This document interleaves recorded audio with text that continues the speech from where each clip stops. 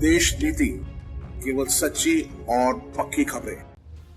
दोस्तों, हमारे देश की मीडिया, हमारे देश का तथाकथित मेनस्ट्रीम मीडिया किस हद तक बायस्ड हो चुका है, किस हद तक वो एक पार्टी के एक तरफा खबरें जो है चलाने के में इस वक्त मसरूफ है, ये ना सिर्फ हम और आप देख रहे हैं बल्कि हमारे देश के न्यायाधीश भी देख रहे हैं और इसे देश के लिए बड़ा खतरा भी बता रहे हैं। दोस्तों जी हाँ, हमारे देश के मीडिया को फोर्थ पिलर ऑफ डेमोक्रेसी कहा जाता है। दोस्तों, लोकतंत्र का चौथा स्तंभ कहा जाता है, लेकिन हमारे देश की मीडिया क्या वाकई में वो जिम्मेदारी निभा रही है जो उनके कंधों पर है? पहले की तुलना में अगर अब की तुलना की जाए तो आप तुलना कर सकते हैं, आकलन कर सकते हैं दोस्तों, लेकिन आकलन अब हम नहीं बता रहे हैं।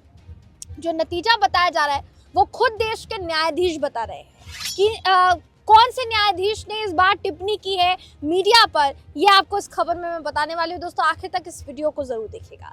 नमस्कार, मेरा नाम है जयंती झा और आप देख रहे हैं देश नीति।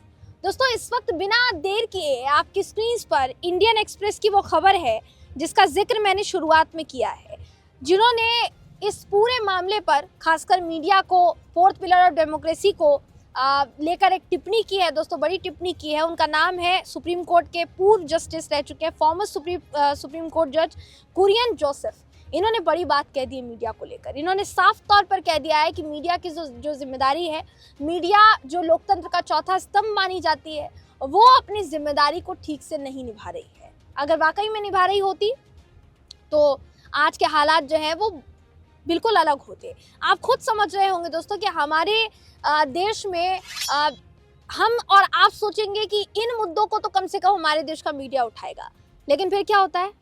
आप तमाम चैनल्स पर देख लीजिए, हमारे देश के तथाकथित बड़े बड़े एंकराइन को देख लीजिए, एक भी एंकर आपको असली मुद्दों से परिचित करवाता वो नजर नहीं आएगा। आप महंगाई का मुद्दा देखना चाहेंगे, बेरोजगारी का मुद्दा देखना चाहेंगे, बाकी मुद्दों पर मंथन करना चाहेंगे, विचार समझना चाहेंगे, खबरें देखना चाहेंगे और टीवी चैनल खोलेंगे, न्यूज़ चैनल खोलेंगे तो हो सकता है कि बिरले आपको कोई न्यूज़ चैनल दिखे जो आपको सही न्यूज़ सटीक अंदाज में दिखा सके, सही खबर सटीक अंदाज में दिखा सके। अब ये आकलन हमारा और आपका हो सकता है, लेकिन यही आकलन हमारे देश की सुप्रीम कोर्ट के पूर्व न्यायाधीश का भी हो सकता है, शायद हो सकता है किसी ने ना सोचा हो।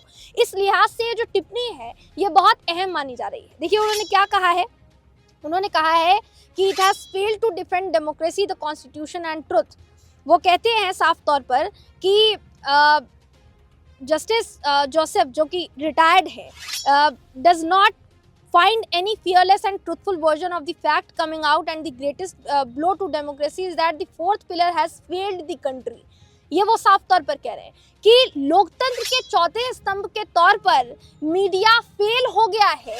ये हमारे देश के सर्वोच्च अदालत के, सर्वोच्च न्यायालय के पूर्व जस्टिस कह रहे हैं। दोस्तों, आप इस बात को समझिए कि कितना जरूरी हो जाता है। और ये पहली दफा नहीं है जब हमारे देश की सुप्रीम अदालत के न्यायाधीश, अब वो वर्तमान न्यायाधीश हो या पूर्व न्यायाधीश हो, वो अगर ये बात कह रहे हैं, बार बार याद दिलाया जा रहा है दोस्तों, तो इस पर मंथन करने की, जैसा मैंने कहा, बहुत ज़रूरत है।